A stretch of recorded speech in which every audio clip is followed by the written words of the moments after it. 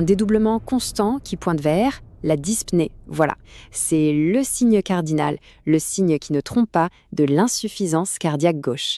Mais pourquoi? Pourquoi cet essoufflement? Allez, on plonge direct au cœur du réacteur. Alors, imaginez la scène. Un patient arrive, il a du mal à respirer, c'est un cas classique. Quel est le tout premier réflexe? Eh bien, il faut penser au cœur, c'est quasi automatique. Et plus spécifiquement à sa partie gauche. C'est là que la dyspnée, cet essoufflement, devient la véritable clé de voûte de notre diagnostic. Pour que ce soit absolument limpide, on va utiliser une analogie. Pensez au ventricule gauche comme à une énorme pompe de barrage, une machine surpuissante. En temps normal, regardez bien sur l'image de gauche, cette pompe éjecte le sang dans tout le corps avec une force incroyable. En amont, les poumons. Ils restent parfaitement secs, tranquilles. Mais maintenant, regardez à droite. La catastrophe. La pompe, elle lâche, elle faiblit. Et qu'est-ce qui se passe? La pression monte en amont et le réservoir, c'est-à-dire les poumons, se retrouve complètement inondé. C'est ça l'œdème pulmonaire. Et c'est ça qui cause cet essoufflement absolument terrifiant. Et pour que ça rentre une fois pour toutes, un moyen mnémotechnique tout simple. Vous n'allez plus jamais l'oublier. Le L de left en anglais pour gauche, c'est le L de lungs, les poumons. Ou si on reste en français, le G de gauche, ça donne un poumon gorgé d'eau. C'est un point fondamental, ne l'oubliez pas. Ok, on a vu une pompe qui flanche. Maintenant, imaginez un scénario où c'est le traitement qui ne marche pas. On a un patient, il est sous anticoagulant, le traitement de base, et malgré ça, bam, il développe une thrombose veineuse profonde, une TVP. Alors, on fait quoi? C'est quoi la suite du plan? La solution, c'est de poser un filtre cave inférieur. C'est quoi ce truc? Pensez à un barrage anti-débris sur un grand fleuve. C'est exactement ça. On vient placer ce petit filet métallique, ce filtre, dans la plus grosse veine du corps, la veine cave. Et son boulot, c'est d'intercepter les gros caillots, ces débris dangereux, avant qu'ils ne fassent le voyage jusqu'au poumon et provoquent une embolie pulmonaire. Et ça, c'est une catastrophe qu'on veut éviter à tout. Bon, on passe d'un problème de plomberie, les caillots, à un problème électrique. Et là, c'est l'urgence absolue. On a un cœur qui bat au ralenti, beaucoup trop lentement, le patient est symptomatique, il ne se sent pas bien, et surtout, le point critique, il est instable hémodynamiquement. En clair, sa tension s'effondre. Le temps est compté. Quel est le geste salvateur là tout de suite? La réponse, c'est un seul mot, atropine. Il faut vraiment voir l'atropine comme la pédale d'accélérateur qu'on enfonce en cas d'urgence. Le cœur, il a un frein naturel, c'est le nerf vague qui le ralentit en permanence. Eh bien l'atropine, qu'est-ce qu'elle fait? Elle vient couper ce frein. Elle lève le pied de la pédale de frein. Et en libérant le cœur de ce freinage, paf, le rythme repart. D'accord, mais à la base, pourquoi cette pompe cardiaque finit-elle par lâcher? La réponse est écrasante, et ce graphique le montre parfaitement. Regardez cette part immense, c'est la maladie coronarienne. Les artères du cœur qui se bouchent, c'est le coupable numéro 1 de très loin. Bien sûr, juste après, on a l'hypertension et les cardiomyopathies. Ces deux-là, ils jouent le rôle de l'usure lente et progressive. Ils épuisent le muscle petit à petit sur des années. Comprendre les causes, c'est bien. Prévenir, c'est encore mieux. Forcément. Et ça nous amène tout droit à la question du cholestérol. On entend tout le temps parler du mauvais, le LDL, celui qu'il faut faire baisser. D'accord, mais changeons un peu de perspective. Question piège, quel est le médicament le plus efficace, le plus puissant pour faire monter le bon cholestérol, le HDL? La réponse, c'est la niacine, ou acide nicotinique. Et là, attention, point ultra important pour les examens.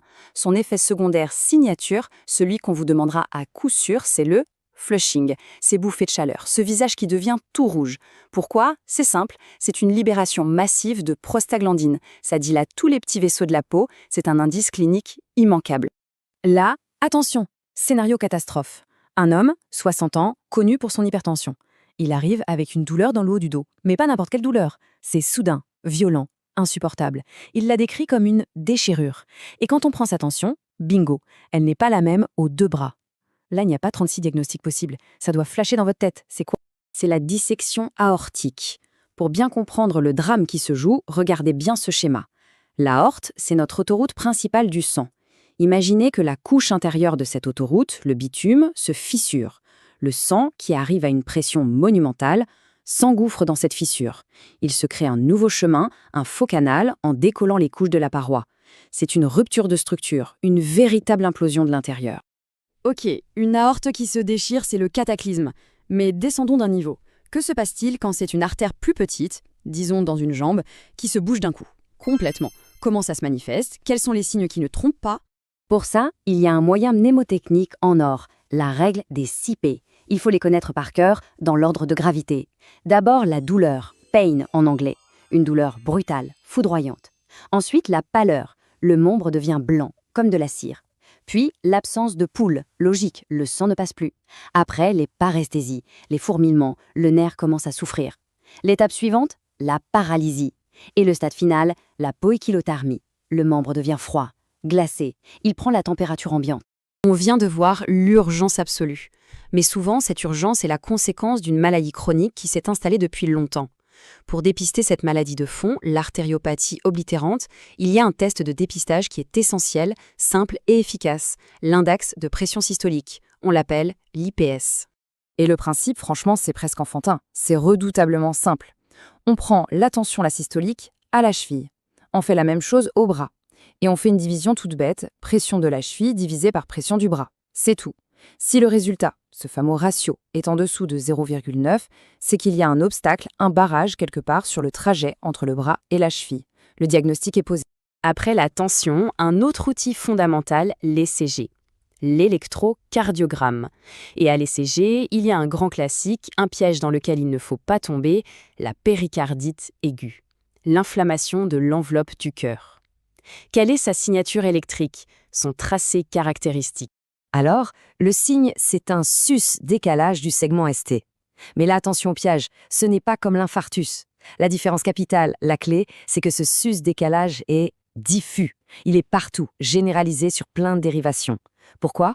Parce que l'inflammation du péricarde, elle entoure tout le cœur. Elle n'est pas localisée à un seul territoire artériel.